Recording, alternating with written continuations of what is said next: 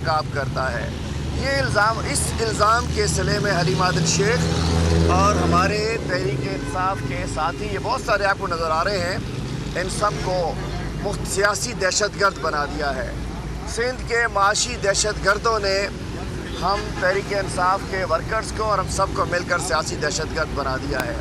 आज मैं कहना चाहता हूँ, चीफ जस्टिस सुप्रीम कोर्ट ने आज से 3 रोज़ कबल जो 2 अल्फाज हैं उनके, मैं कहना चाहता हूँ उसके बाद इस मुंशी वज़ीर आला को, चूँकि असल वज़ीर आला तो चीफ जस्टिस के कमाल से वो कमेंट से लगा कि वो यूनुस मेमन है, वो कनाडा में रहता है।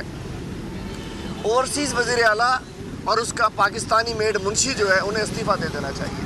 मुराद अली शाह साहब जो नाक तक करप्शन में अटे हुए हैं, और जो सुप्रीम कोर्ट के चीफ जस्टिस के इस कमेंट के बाद के पूरे पाकिस्तान में तो तरक्की हो रही है, सूबा सिंध में तरक्की नाम का कोई गुंजाइश नहीं है। सूबा सिंध में करप्शन हो रही है, सूबा सिंध में चोरी हो रही है, लूटमार हो रहा है। और मैं कहना चाहता हूँ, आज हमारी अदालतें, सुप्रीम कोर्ट क्या कह रहा है, हाई कोर्ट सखर क्या कह रहा है। हाई कोर्ट सखर ने कुत्तों के हवाले से जब पिटीशन लगाई और 2 MPs को जब उन्होंने सस्पेंशन की उसकी 2 MPs की, उसके बाद हाई कोर्ट के जजेस को भी रॉकेट लॉन्चर से मारने की धमकियां दी गई।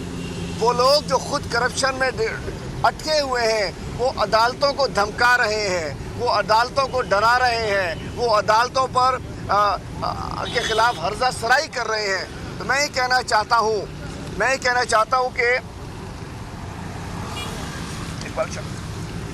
कि आज हमें बताना पड़ेगा कि आज अदालतों में शरीफ लोग तो अदालतों में नज़र आते हैं। सिंध के 768 अरब का बजट खत्म करने के बावजूद सिंध में डाकू राज कायम हो चुका है।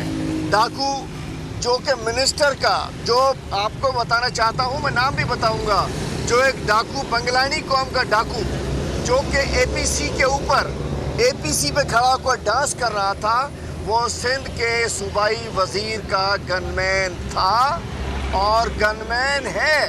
उस दिन पुलिस वालों को कत्ल करने के बाद उस सूबाई वज़ीर की औताक में आकर रुका हुआ है। और मैं कहना चाहता हूँ, जब तक पक्के के डाकुओं का इलाज नहीं होगा तब तक कच्चे के डाकुओं का इलाज नहीं हो सकता। देगो खान तेगानी कल उसने भी अदालतों के बाहर कहा है कि जी फ़ौज को ऑपरेशन करना पड़ेगा। जब तक फ़ौज ऑपरेशन नहीं करेगी, रेंजर्स ऑपरेशन नहीं करेगी, उस वक्त तक ये जो पक्के के डाकू हैं इनके ख़िलाफ़ मैं नहीं समझता कि कोई कार्रवाई हो सकती है। आज सूरत हाल ये है कि सिंध में जो बजट पेश किया है वो अल्फाज का गोरख धंधा है।